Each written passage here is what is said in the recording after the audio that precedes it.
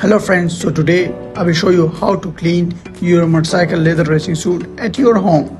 It's very easy and simple. You have to just follow these steps. Thank you.